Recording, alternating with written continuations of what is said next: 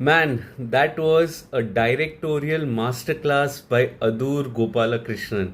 Hi guys, this is Farad and welcome back to my channel Popcorn Reviews. If you're new to this channel, then please smash that subscribe button now and remember to like and comment on this video on the film that we are going to be discussing, or if you'd like to comment anything else, liking and commenting helps fuel the YouTube algorithm. With that, let's get back to the review. And today, from the Blast from the Past section, I happened to watch the 1982 Malayalam film, which is called Elippathayam, which literally translates into the rat trap. And this film had premiered at the Cannes Film Festival. This film is directed, by the way, by legendary filmmaker Adoor Gopalakrishnan, whose works I have already watched and I'm familiar with. But I was surprised at how complex the characters were, the complex the storytelling was here in this 1982 film. It is essentially the story of the last surviving member of a feudal family who finds it hard to adapt to the surroundings that are there in terms of the socio-political environment, the social environment, that the social reforms that are happening around him. He's just too lazy and just going about his duties of just oiling himself and sitting idle all day throughout the times of his later part of his life. And he just has sisters to take care of him, a caretaker to take care of him, but there's no zeal in his life. He's a typical patriarch who just is wants to sit back and enjoy his life.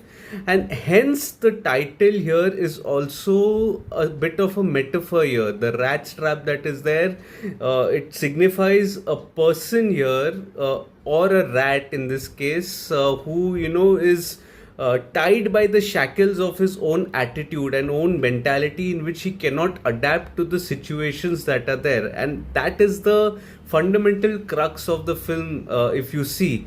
Now, one thing that I noticed was that silence plays such an important character in this film that is there.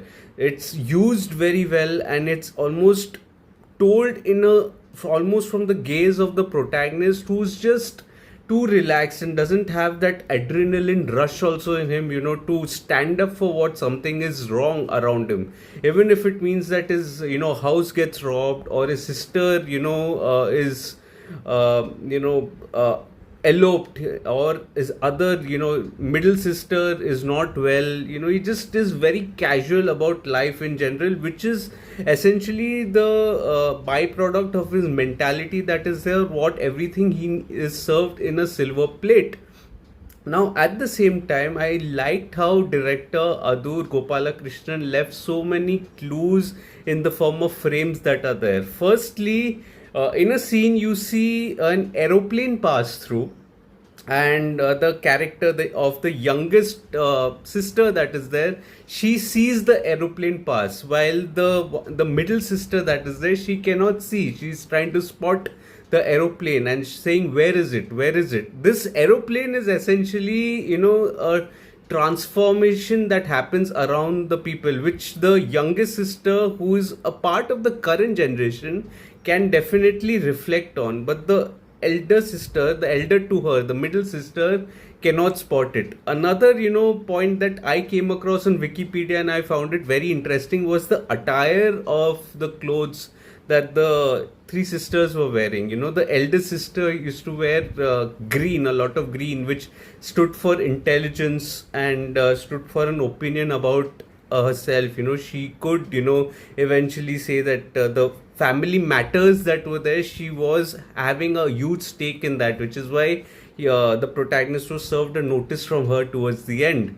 The second sister dons a blue attire, which is about submission. So she never retaliates to anything that is there, almost takes everything in her stride while taking care of her brother, her elder brother that is there. The youngest sister that is there, which is named also Sri Devi, is very revoltive in nature. She's very aggressive, has a mind of her own again. So she dons a lot of red, And I think this was an interesting integration of a very important detail through the character traits in the form of the character attires that are there. The three sisters that are there, very well portrayed also, and very well established through the attires of the characters that are there. Uh, at the same time, you see the decaying mental health of the protagonist that is there, which is the case of his own doing. Normally you see an external circumstance that triggers the mental deterioration of a character, if it's a form of a heartbeat or otherwise. This is of loneliness that emerges out of his own attitude of being very relaxed about everything that is there, without taking ownership of anything that is on, even helping out.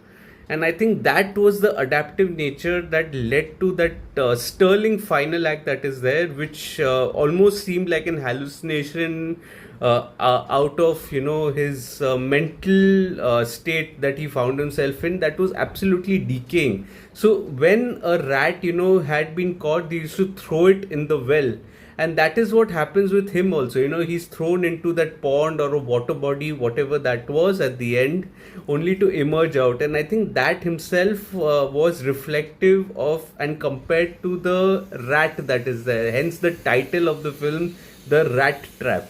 And I think this was that esoteric kind of a story that was there, that the more you watch, the more you're going to indulge in it, the more hints that you're going to get, and the more something more that you're going to discover. And I think it's absolutely a directorial masterclass by Adoor Gopalakrishnan. I think he did a splendid job, and I'm absolutely happy to have witnessed this work of his. I think even from the performance point of view, Karamani and Shraddha, all of them did a wonderful job. All the actors did a solid job here in the film. And has to go down as one of my finest Malayalam films that I've ever watched in my life, because of these symbolisms that were there, and the use of symbolisms that was so well portraying the state of the mind of the characters that were there, even through the attire. A lot of thought process has gone in it. And remember, the year is 1982. This film, I would say, was way ahead of its time, even for 2024. So 1982, it was way too ahead of its time.